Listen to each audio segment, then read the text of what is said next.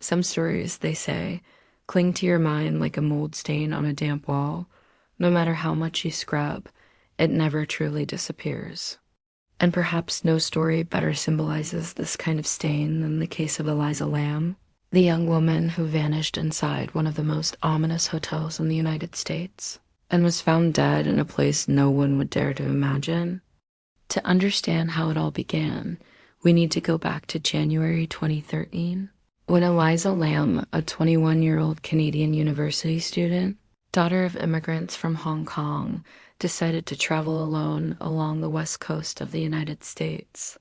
She was young, curious, passionate about books, pop culture, and the confessions she poured out on a personal blog, where she spoke openly about her struggles with anxiety and bipolar disorder. Los Angeles was just one of Elisa's stops.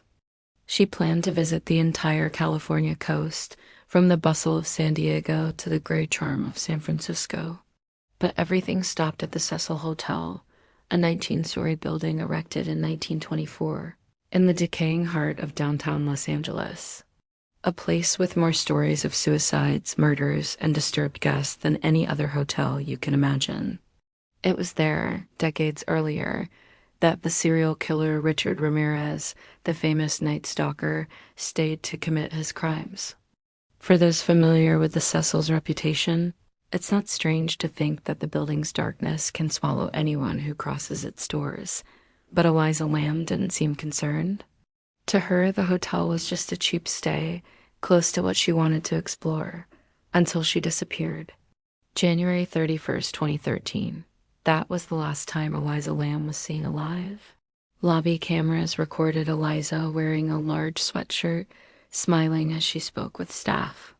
A few hours later, she went up to the elevator, and what happened there would become one of the most disturbing recordings on the internet.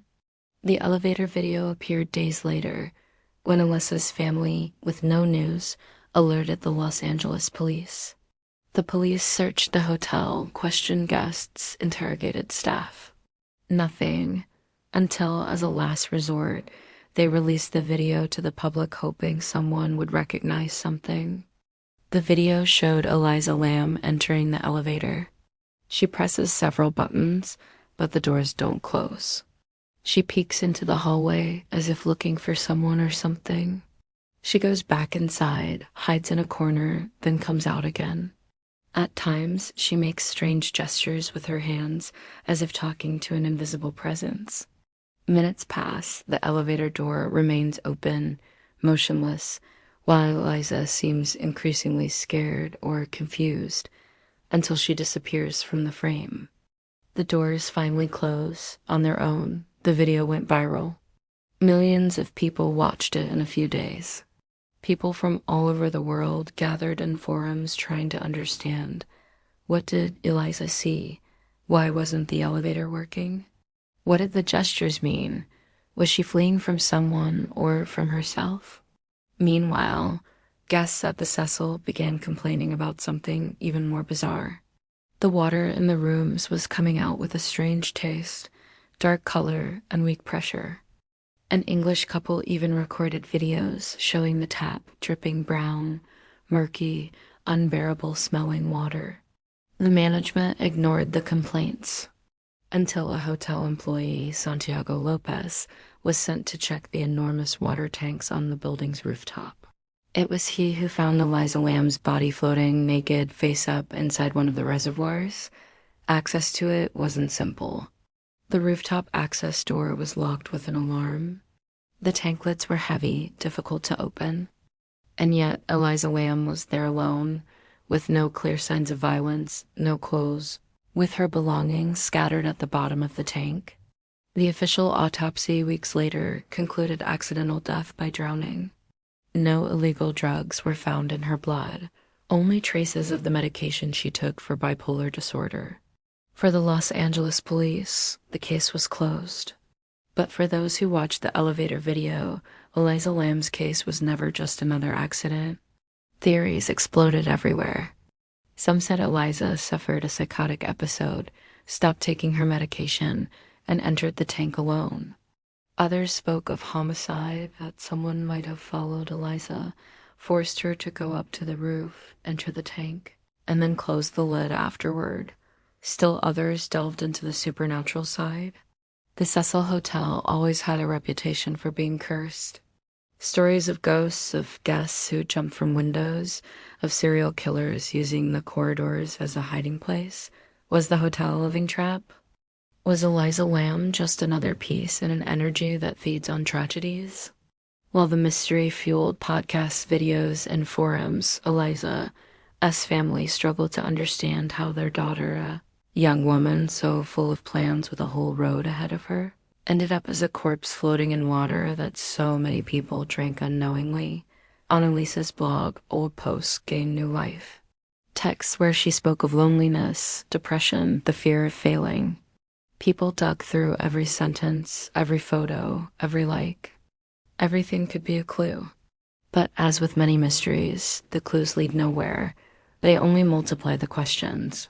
In 2021, Netflix released a documentary, Crime Scene, The Vanishing at the Cecil Hotel, attempting to recount everything, from the elevator footage to the investigation's errors, from media sensationalism to the hotel's security failures. But in the end, not even the documentary provided answers. It only reminded us how much we still don't know. Like an elevator door that refuses to close, always open, waiting, threatening. For those who believe in ghosts, Elisa Lam never left the Cecil. Tourists swear they feel presences in the corridors of the 4th floor where she stayed. Some hear muffled laughter in the elevators. Others say the water still carries the metallic taste of tragedy. Perhaps Elisa was just a young woman who fell victim to her own mind in a place that seems to devour those who carry too much pain. Or perhaps she was a victim of something or someone who was never identified. Perhaps, like every great mystery, Elisa Lam's case survives precisely because the truth is buried under theories, pixelated videos, and the fertile imagination of those who cannot bear endings without explanation. Today, those who pass in front of the Cecil Hotel, which has since changed its name to try and bury the past, still see the imposing building with its broken windows, its dark corridors. And for those who dare to go up to the roof, they say the tank lids are still there, sealed but heavy with silence. Heavy silence, echoing silence. Silence that carries a name, Elisa Lam. Perhaps deep down, the elevator video is more than just proof of a crime. Perhaps it is a mirror showing us how afraid we all are of what lurks when doors do close, when the light fails, when reality bends its rules. Perhaps it is a reminder that sometimes the scariest thing is not what is hidden, but what we will never be able to understand.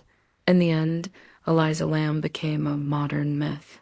A story that survives in whispers, in poorly recorded videos, in theories that emerge and disappear.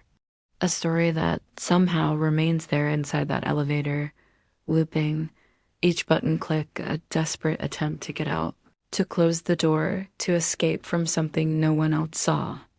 And so, every time you watch, every time you relive that scene, a part of you also enters that elevator and discovers, like Elisa, that certain doors, once opened, never close.